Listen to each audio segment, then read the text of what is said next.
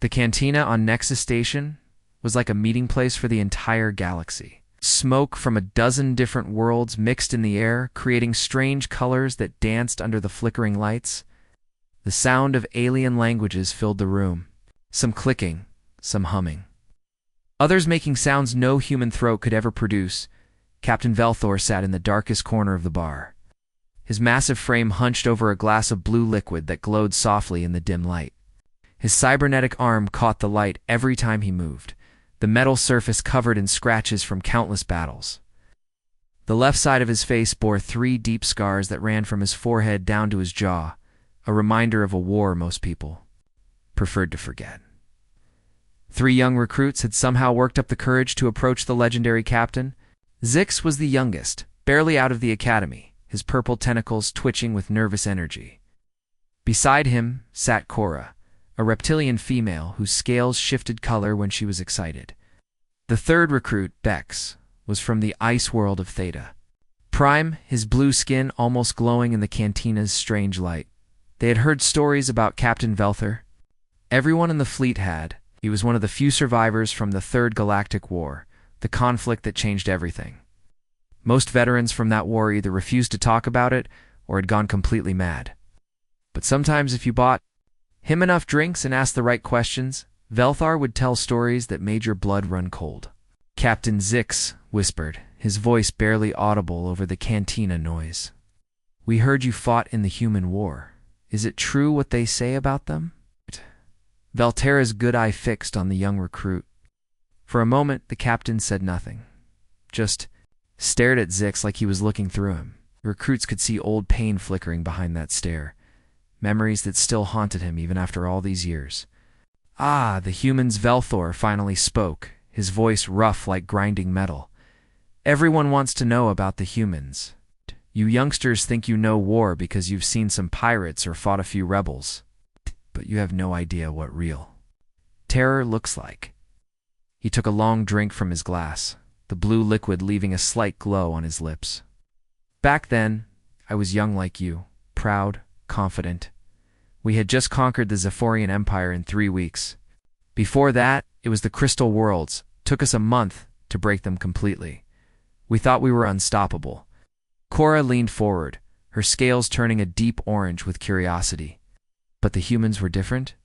"Different." Author laughed. "But there was no humor in it, child. Different doesn't begin to describe what we found on that little blue planet. Our scouts had been watching Earth for cycles. We knew about their technology, their weapons, their governments, chemical rockets, nuclear bombs, metal vehicles that rolled on wheels. Primitive stuff compared to our plasma cannons and gravitic drives." He paused, staring into his drink as if he could see the past reflected in its glow. Admiral Krellman was in charge of the invasion fleet. 200 ships, the pride of the Third Fleet. The Admiral was already planning his victory. Celebration before we even reached their solar system. I remember standing on the bridge of the flagship, watching that blue and green world grow larger on our screens. It looked so peaceful, so defenseless. White clouds swirling around continents covered in green and brown. Their moon was small. In gray, nothing special about it. We detected their satellites, their space stations, their crude mining operations on nearby planets. Everything exactly as our intelligence had predicted. Bex, who had been quiet until now, finally spoke up. "So what went wrong?" Scarred face twisted into something that might have been a smile, if smiles could carry that much pain. "What went wrong was that we thought we understood what we were dealing with. We had fought dozens of species across the galaxy. We knew the patterns. Show up with overwhelming force, demand surrender, accept their submission, add another world. To the Empire. Clean, simple, efficient." He finished his drink and signaled for another. The morning of the invasion, I was in the weapons control room, calibrating plasma batteries. We were going to hit their major population centers with low-power strikes, just enough to show them our strength. Out. Maybe take out a military base or two, standard procedure for primitive worlds. Then Admiral Krellman opened communications with Earth's leaders. We expected begging, maybe some offers of tribute or resources. Instead, We got something none of us had ever seen before. The recruits waited, hanging on every word. Around them, the cantina continued its alien symphony, but their corner had become an island of tense silence. Their leader appeared on our main screen, a human male named Minho, average height for their species, black hair, dark eyes. Nothing physically impressive about him at all. Any one of us could have snapped him in half without effort. Svelthor's cybernetic arm whirred softly as he clenched his fist. But when he looked at us through that screen, I felt something I had never experienced before in battle. This tiny, weak creature looked at our massive fleet, our weapons capable of cracking planets, our technology that could turn his entire world to glass, and he was not afraid.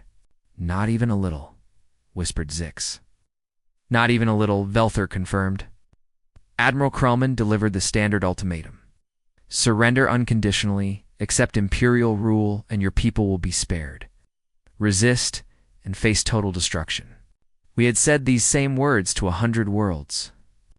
Minho listened to every word. Then he did something that still gives me nightmares. He smiled. The second glass of blue liquid arrived, and Velthor stared at it for a long moment before continuing. The three recruits could see his cybernetic hand trembling slightly against the table, the metal fingers making tiny clicking sounds. Our fleet formation was perfect, he said, his voice growing distant.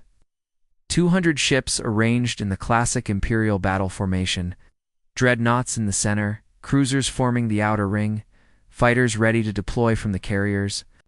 We had done this dance so many times before that most of the crew was already planning shore leave on conquered Earth. Cora's scales shifted to a worried yellow. But something was different this time. Everything was different. Velthor took a sip of his drink. Admiral Krellman stood on the bridge of our flagship, the Eternal Conquest, wearing his full ceremonial armor. He loved the theater of conquest, you see. It's the dramatic speeches, the show of power. He thought it was all part of breaking an enemy's spirit. The captain's scarred face twisted with the memory.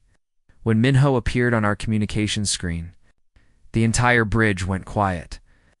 We had seen leaders of dying civilizations before. They usually fell to their knees, begged for mercy, offered everything they had. But this human just stood there in what looked like a simple room, wearing plain clothes, with other humans standing calmly behind him. Admiral Krellman delivered his ultimatum with all the usual flourish. People of Earth, you are surrounded. By the might of the Galactic Empire, your primitive weapons cannot harm us. Your defenses are useless against our technology.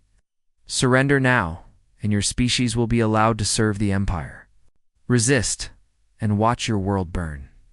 Bex leaned closer, his blue skin glowing brighter with excitement. What did the human say? Velthor's Gude focused on something far beyond the cantina walls. Minho listened to every word. Then he turned to someone off-screen and said something in their language. Several other humans nodded. When he looked back at us, there was something in his expression that made my blood run cold, said Admiral Krellman. We have received your terms and discussed them carefully. Our answer is no. We reject your ultimatum completely. If you want our world, you will have to come down here and take it from our dead hands. And I promise you this, we will make you pay for every meter of ground and blood. The recruits exchanged nervous glances. They'd heard stories of defiant last stands, but usually those came from warrior species, beings bred for combat, Admor. Krellman actually laughed, Velthor continued. He turned to his officers and said, Did this little creature just threaten us? It's these beings who barely know how to leave their own atmosphere? The entire bridge crew was chuckling. I remember thinking that these humans must not understand what they were facing. Velthor's cybernetic arm whirred as he gestured. The Admiral ordered the demonstration. We were going to hit their largest city with a single plasma burst, just enough to vaporize a few buildings, show them what our weapons could do. The plasma cannon charged up, targeting computers locked onto their capital city. But then something happened that changed everything. The captain paused, draining half his glass in one gulp. At the exact moment our plasma cannon fired, every detection alarm on every ship in the fleet went off at once. The space around Earth erupted like a volcano. Thousands of missiles burst out of hidden launch sites across their planet. Not just from military bases, but from mountains, underwater platforms, even from their cities. Crude missiles, you said? Zix asked, his tentacles curling tighter. That's what we thought, Velthar replied grimly. Chemical rockets was simple. Guidance systems. Our point defense systems should have stopped them all without effort, but there were so many of them. Wave after wave, like angry insects swarming from a disturbed nest, and they weren't aiming for our ships. The captain's voice dropped to barely above a whisper. They were aiming for each other. The recruits looked confused. Cora spoke up. What do you mean? The humans had turned their missiles into moving mines. When our point defense systems destroyed one missile, it triggered an explosion that set off the missiles around it. They created a chain reaction that filled the space around their planet with explosions and debris. Within minutes, we were flying through a storm of shrapnel and fire. Velthar's scarred face showed something between admiration and horror, but that was just the beginning. While we were dealing with the missile swarm, their orbital stations opened fire.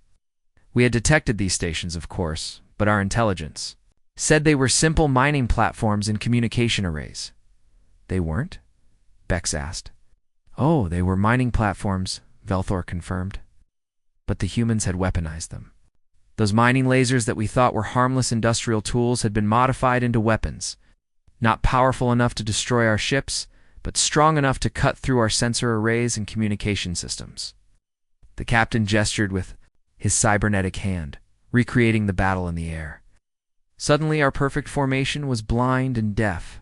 Ships were colliding with debris. Communication was breaking down. We still hadn't landed a single effective shot on their planet. Then their real surprise revealed itself. Velthor's voice became harsh with memory. From the surface of their planet, a new voice cut through all our communication channels. A human named Hyenwu, speaking in perfect galactic standard. Attention Imperial Fleet. Welcome to the Sol System. You wanted to see what humans are capable of? You're about to find out. As he spoke, their moon opened up like a flower. The entire surface split apart, revealing the largest weapon platform any of us had ever seen. The humans had hollowed out their natural satellite and turned it into a fortress. Weapons that we didn't even have names for began charging up, pointed directly at our fleet. The recruits sat in stunned silence. Finally, Zix managed to whisper, "How long had they been preparing?" Velthor finished his drink and stared at the empty glass. Later, when we captured some of their records, we learned the truth. They had been watching us for years before we even knew they existed. Their deep space monitoring stations had detected our scout ships. They knew we were coming long before we knew they were worth conquering. In the first hour of what was supposed to be a simple demonstration of power, we lost 30 ships and over 10,000 crew members. The humans, these primitives with their chemical rockets and metal vehicles, turned their entire star system into a trap. Velthor looked up at the three young recruits, his good eye reflecting the cantina's flickering lights. And that was just their opening move.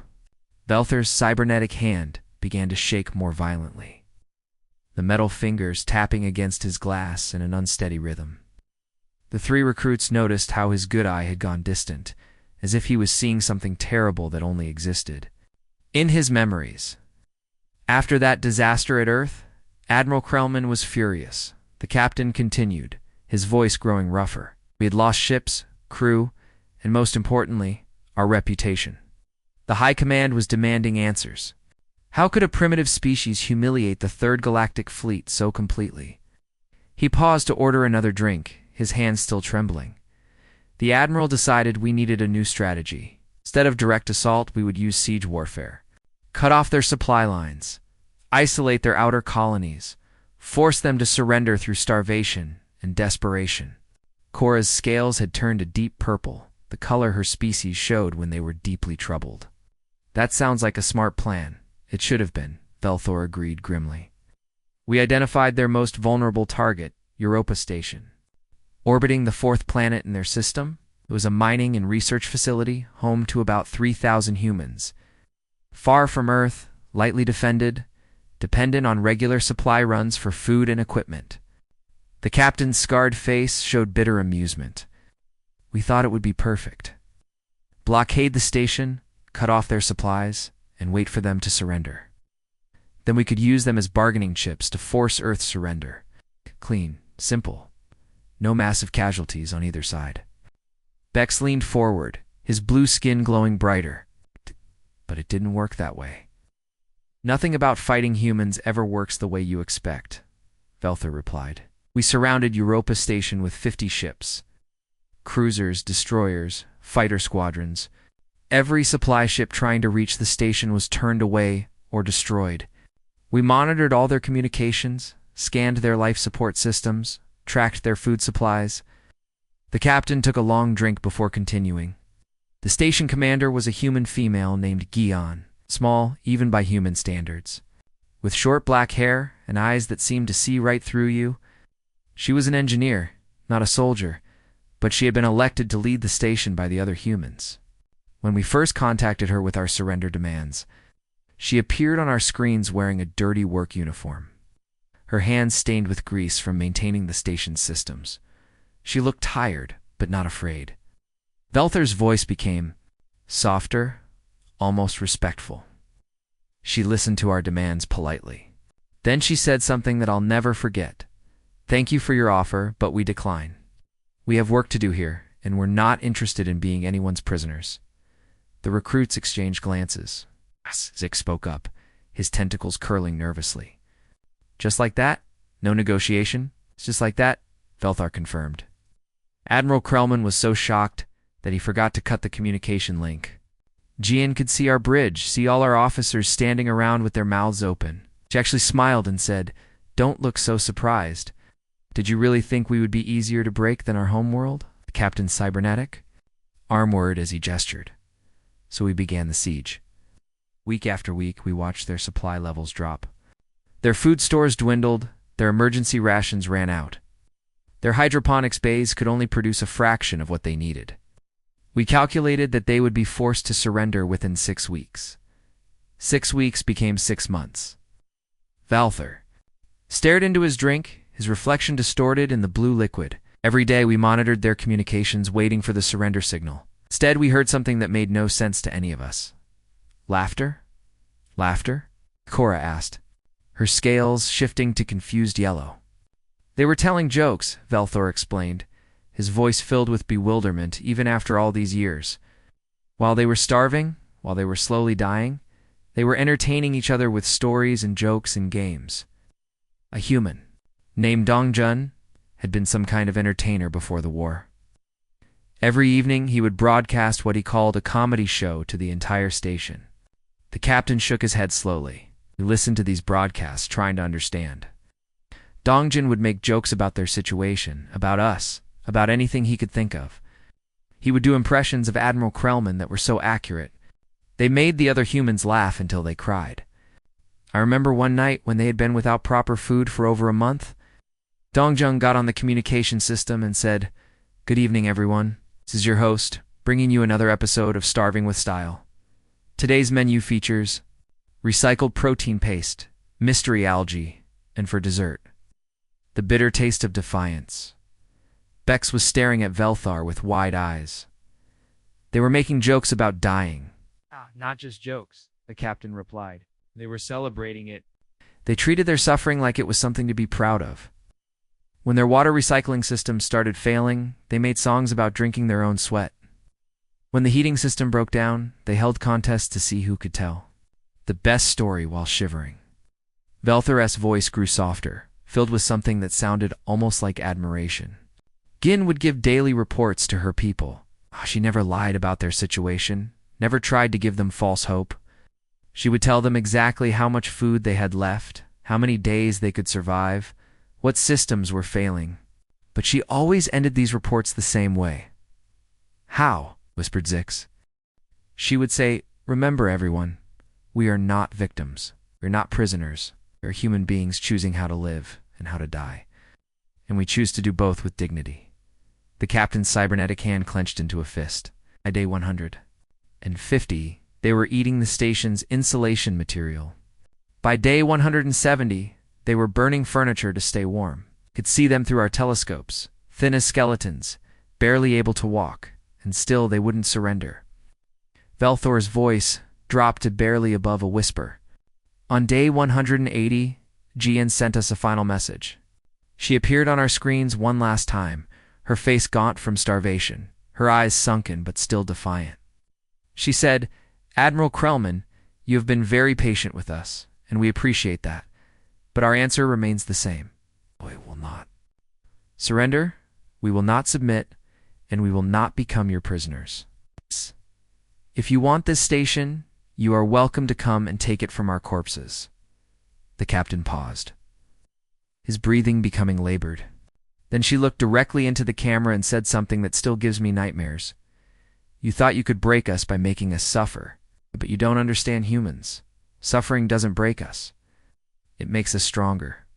What happened next? Cora asked, though her tone suggested she didn't really want to know. Velthar finished his drink in one gulp. She activated the station's reactor overload.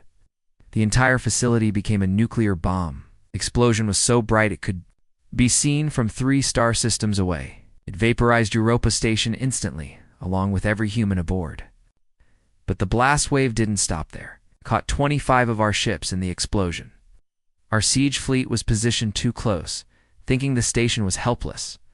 We lost over 8,000 crew members in an instant. The captain looked up at the 3 recruits, his scarred face showing a mixture of horror and respect. They chose death over defeat. All 3,000 of them, including their children. They looked at slavery and decided that death was preferable. Velthar stood up slowly, his cybernetic arms supporting him against the table. That's when we began to understand what we were really fighting. It's not just soldiers or warriors, but an entire species that would rather die than kneel. Velthor sat back down heavily, his cybernetic arm making soft mechanical sounds as it adjusted to support his weight. The cantina around them seemed to grow quieter, as if the very air was listening to his words. The 3 recruits noticed how other patrons had stopped their conversations, their alien ears straining to catch pieces of the legendary captain's story. "After Europa Station, everything changed," Velthor began, his voice taking on a darker tone. "Admiral Krellman realized that traditional siege warfare wouldn't work against humans. They would rather die than surrender. So the High Command decided to try a different approach." He paused, staring at his empty glass. "Terror tactics. We would establish garrison bases on strategic worlds throughout their outer colonies. Small outposts with 50 to 100 soldiers each. The idea was to make the humans feel hunted, to show them that nowhere in their territory was safe." Zix's tentacles curled tighter around his drink. "Well, that sounds reasonable. Control key positions. Force them to spread their forces thin. It should have worked," Velthar agreed grimly. "We chose worlds that were perfect for our needs. Remote planets with dense forests or rocky terrain where our sensors worked well. Places where our superior technology would give us every advantage. We built fortified bases, set up detection grids, established supply lines." The captain's scarred face twisted with bitter memory. What we didn't understand was that we weren't the hunters anymore. We had become the prey. Cora's scales shifted to a worried orange. "What do you mean?" 3 weeks after we established our garrison on Kepler 7. "They came for us," Velthor said, his voice dropping to barely above a whisper. Kepler 7 was a jungle world, thick with vegetation and constant rainfall. Perfect for hiding our base, terrible for anyone trying to approach us unseen, or so we thought.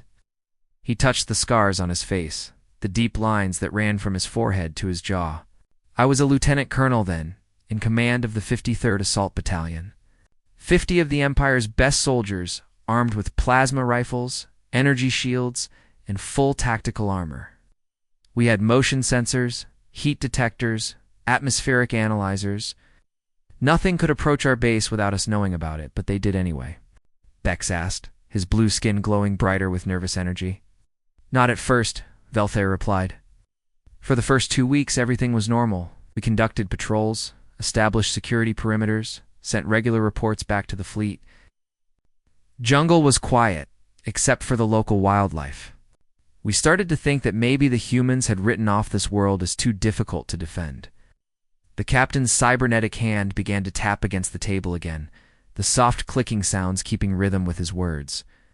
Then on day 15, Private Gexstar failed to report for morning duty. We found his bunk empty, his equipment still there, but no sign of him anywhere in the base. Security cameras showed nothing.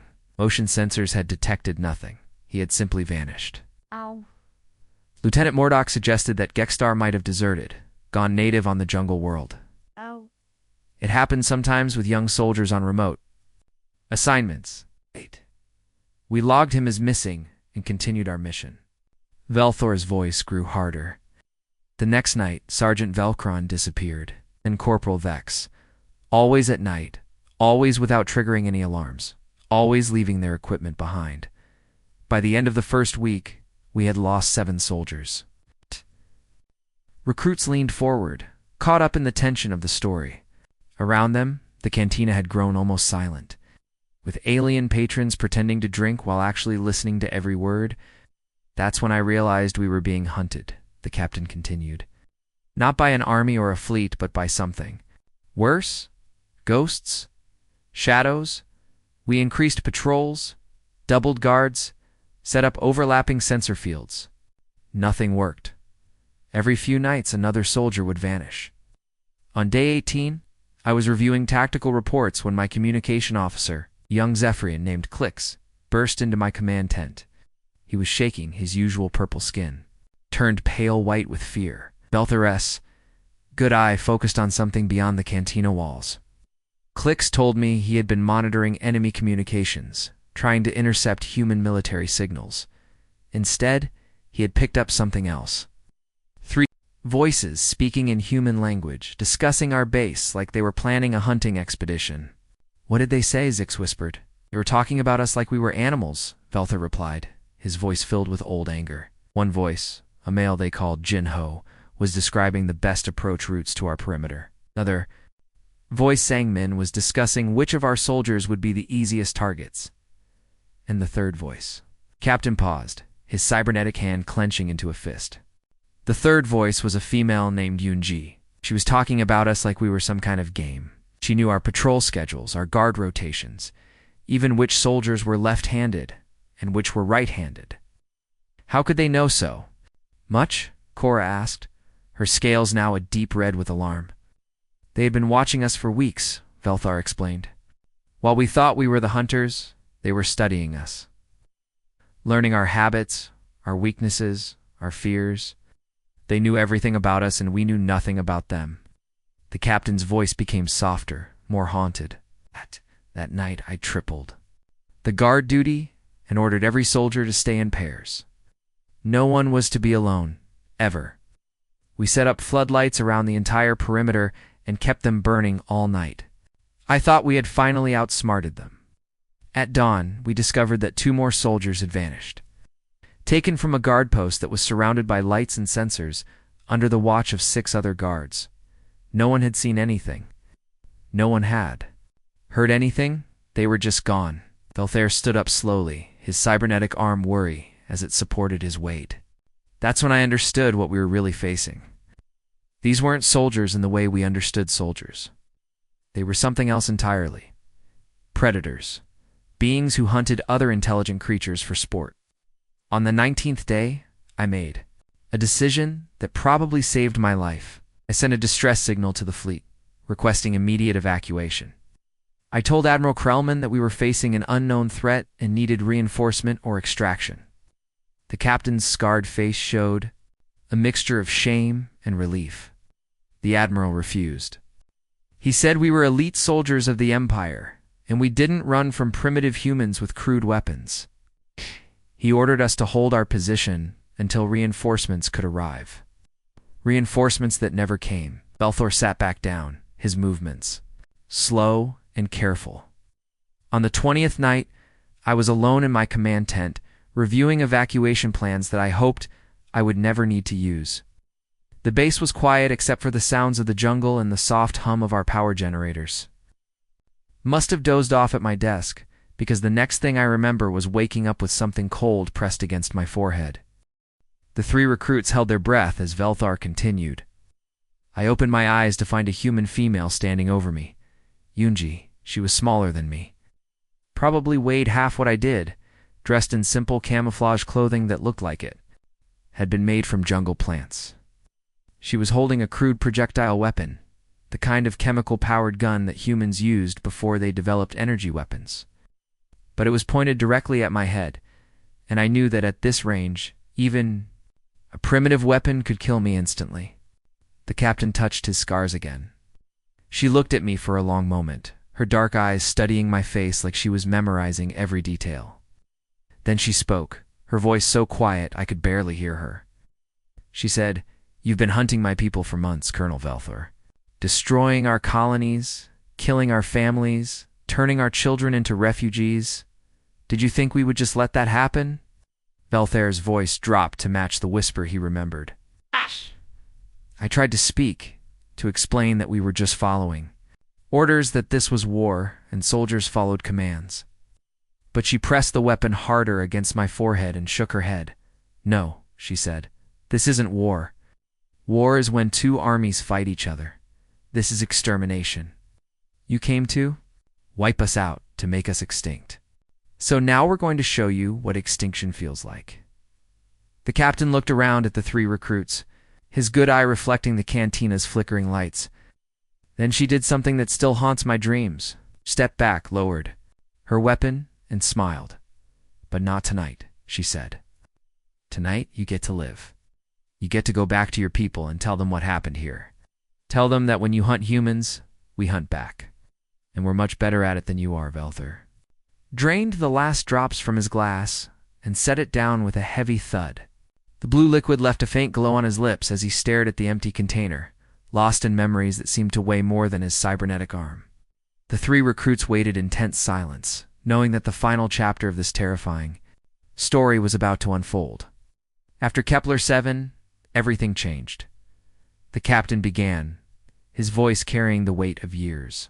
"The encounter with Yunji broke something in me, but it also opened my eyes. We weren't fighting a war anymore. We were fighting for our very survival against something we had never encountered before." He stood up slowly, his cybernetic arm supporting him against the table. The war dragged on for 3 more years. 3 years of losses, defeats, and horror that none of us had imagined possible. We had started with over 2,000 ships and 5 million soldiers. By the end, we had less than half of that. Korra's scales had turned a deep purple, almost black with dread. "But you had better weapons, better technology. How did you lose?" Velthor's scarred face showed something between admiration and fear. "Because we were fighting an enemy that didn't play by any rules we understood. When we attacked their colonies, they didn't surrender to save civilian lives. They evacuated everyone they could, then turned their own cities into traps. There when we invaded New Sol, their mining colony in the Tau Ceti system. Beautiful world, crystal clear oceans, floating cities connected by energy bridges. 2 million human civilians living in what looked like paradise." The captain's cybernetic hand began its nervous tapping again. "We surrounded the planet with a full battle fleet. Admiral Krellman himself led the assault. We gave them the standard ultimatum: surrender or face total destruction. The colony administrator, a human named Min Jae, asked for 24 hours to consider our terms. We granted it, thinking they would use the time to organize their surrender. Instead, they used it to evacuate every single civilian. 2 million people gone in one day. They had converted their cargo ships, passenger vessels, even maintenance pods into evacuation craft." Kays leaned forward, his blue skin glowing brighter. "Where did they go?" "Into deep space," Velthor replied. "They scattered in every direction. No central destination, no organized retreat. Families and individuals fleeing into the darkness between stars. Most of them probably died in the cold vacuum, but they chose that over living under our rule." The captain's voice grew softer, filled with something that sounded like respect. "When we finally landed on New Sol, we found empty cities. Beautiful, pristine, empty cities. But they weren't really empty. The humans had left behind.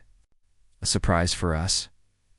"What kind of surprise?" Six asked, though his tone suggested he didn't really want to know. "They had turned their paradise into a weapon," Velthor explained. "Every building, Every bridge, every power station had been rigged to explode. Not all at once, but in sequence. As our soldiers moved through the cities, the explosions would follow them. Buildings would collapse, bridges would fall, power grids would overload. It took us 3 days to realize what was happening. The humans had programmed their entire colony to slowly destroy itself, taking as many of our soldiers with it as possible. By the time we evacuated, we had lost over 10,000 troops to what was essentially a ghost town. Velthar began walking slowly toward the cantina exit, the 3 recruits following behind him like he was leading them through his memories. But the worst part wasn't the traps or the explosions. It was the messages they left behind. Messages? Cora asked. On every wall, every surface, every screen that still worked, they had written the same thing in a dozen different languages. You can take our worlds, but you cannot take our souls. We are human, and we will never kneel. The captain paused near the cantina door, his good eye reflecting the flickering lights. That's when I began to understand what we were really fighting. Not just soldiers or even a civilization, but an idea. The idea that some things are worth dying for. After New Soul, the pattern repeated across dozens of worlds. Every time we conquered a human colony, we found empty cities and deadly traps. Every time we captured human soldiers, their comrades would launch suicide missions to rescue them. They never left anyone behind, no matter the cost. Velthar's voice became stronger, filled with reluctant admiration. I watched a human medic named Young Su run through plasma fire to save one of our wounded soldiers. Not a human soldier, one of ours. A Zephyrian who had been caught in an explosion during a raid. Young Su could have let him die. Should have. Let him die. Instead, he risked his life to drag that soldier to safety. When I asked him why, he said something I'll never forget. Because that's what makes us human. We save who we can, even our enemies. The captain's cybernetic arm whirred as he gestured toward the cantina's main room. On the orbital station above Rigel 4, I met a human engineer named Sujin. Our fleet had damaged the station's reactor. During a battle, and radiation was leaking into the civilian sectors, both human and alien civilians, refugees from a dozen different species. Sujin worked for 36 hours straight to repair the reactor seals. No sleep, no food, just constant work in a radiation field that was slowly killing her. When her own family begged her to evacuate with them, she refused. Velthar's scarred face showed deep emotion. She died fixing that reactor, but she saved over 2 million lives, including her own children. The last thing she transmitted was a message to the human fleet. Reactor stable. All civilians safe. Tell my kids I love them. The 3 recruits walked in stunned silence as Velthar continued toward the exit. By the 3rd year, even Admiral Krellman began to understand what we were facing. This wasn't a war between governments or armies. This was a war between 2 completely different ways of thinking about life itself. The final battle took place in the Vega system, where the human fleet made their last stand. We outnumbered them 5-1. Our ships were bigger and better. Armed, our technology was superior in every way. By all military logic, we should have won easily. Velthar stopped at the cantina door, his hand resting on the frame. But as our fleets closed in on each other, something happened that changed everything. The human commander, Admiral Tejo, sent a message to every ship in both fleets. He said, "Soldiers of the Empire, we know you are following orders. Now many of you never wanted this war, but you have threatened our families, our children, our way of life. We cannot allow that to continue. Today, we will show you what happens when you back humans into a corner." The captain's voice dropped to barely above a whisper. Then every human ship in their fleet opened fire at once. Not at our military vessels, but at their own support ships. They destroyed their own supply lines, their own escape routes, their own reinforcements. In 30 seconds, they had cut off any possibility of retreat. Admiral Teo's final transmission was short. We cannot retreat. We cannot surrender. We can only win or die. Choose wisely. Velthar looked back at the 3 recruits, his good eye reflecting years of pain and understanding. That's when Admiral Krellman finally understood what we were fighting. Not soldiers who could be defeated, not a government that could be negotiated with, but an entire species that had decided we were a threat to everything they held dear. The Admiral opened a communication channel to the human fleet and said just 4 words: "We offer unconditional surrender." The captain stepped through the cantina door, pausing in the threshold. The war ended that day. It's not because we were defeated in battle, but because we finally understood that we could never defeat an enemy willing to pay any price for victory. Now, they sit on the Galactic Council as our equals. They help us fight pirates, mediate disputes between species, share their technology and knowledge. When new threats emerge from dark space, human ships fight alongside ours. Velthar's scarred face showed a mixture of fear and respect. But I've seen what they're capable of when they're pushed too far. I've watched them choose death over defeat, sacrifice everything for their principles, fight impossible odds without hesitation. They smile at us now, shake our hands, call us allies and friends. But sometimes, when I look into their eyes, I remember what one of them told me during the war. A young human soldier named Borum, barely more than a child, who was captured during a raid on their supply depot. When I asked her why humans fought so hard, why they never gave up, she looked at me with those dark eyes and said, "Because we are the monsters in our own stories. We know what we're capable of, and we've decided to be monsters to protect the things we love." Velthor stepped fully into the corridor outside the cantina, his cybernetic arm gleaming under the harsh station lights. "Remember that, recruits? The humans are our allies now, and they're loyal friends. But they're also the most dangerous species in the galaxy. They've proven that when pushed to the edge, they'll burn down the universe rather than kneel." The captain's final words echoed. Back from the empty corridor as he disappeared into the shadows, we learned too late that when humans call themselves monsters, they're not lying. They're warning you. The 3 recruits sat in the empty cantina, surrounded by the lingering smoke and the weight of everything they had just heard. Outside, the vast space station continued its endless orbit, carrying refugees and traders and soldiers from 100 different worlds. But now they all knew the truth about the small, seemingly fragile beings who had somehow become the most feared and respected species in the galaxy.